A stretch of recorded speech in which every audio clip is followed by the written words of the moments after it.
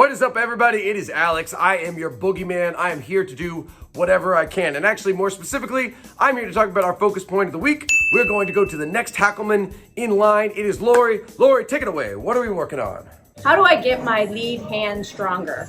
Yes, that is a very good question. I like it a lot. The non-dominant hand, if you're right-handed, that's your left hand. If you're left-handed, that's your right hand. How do you get that stronger? It makes sense that your strong hand is already strong, but how do we make our not strong hand, our non-dominant hand, stronger? How about I tell you out there? All right, so when I talk about strength as it relates to boxing, we're talking about punching power. We're talking about punching power, we're talking about force. Force is mass times acceleration. So if I stand in my boxing stance, my staggered boxing stance, I've got my right hand back, my left hand forward.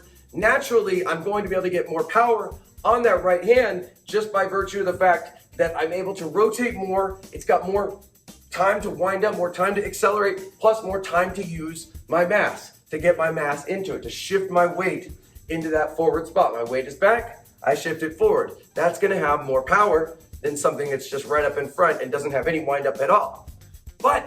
And first of all, number one, that's not a terrible thing. There's a reason that we do stand like that. There's a reason we have our power side back. It doesn't mean that, oh, this is strong, this is weak. This does other things. They both have different roles. They both work together as a team. But speaking of teams, and more to answer your question, how are you gonna get that power on the lead side? You're gonna do it by not thinking of it, again, as your left hand, your left side, your right side, but instead thinking about the team, the village that it takes, all your muscles working together to give you that power. So, we're gonna go over to the bag. I'm gonna step back so you can see my feet because this involves them too. So let's get back here. I have to yell a little bit more. Again, we're talking about the jab.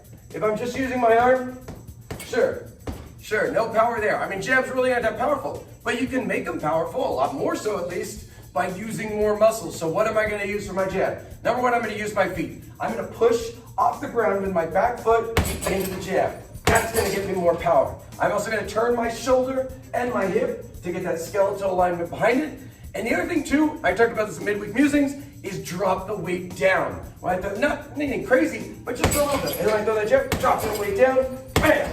Gonna get more power because I'm using that mass again to get the power.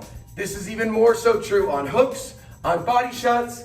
When you rotate, your arm is almost doing nothing, very little. It's getting into position, but the power is in the hips, is in the legs, and again, dropping the weight down. The arm's just getting it into that nice hook position. Everything else is making the power happen.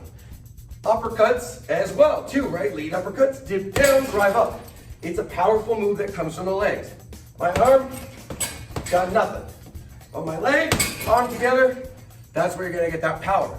The other thing, too, that all these have in common with boxing, and I've said this before, I'm getting closer, so maybe I talk a little bit lower, is they're explosive, they're quick, they're sudden, they go fast, they snap, they accelerate quickly, decelerate quickly.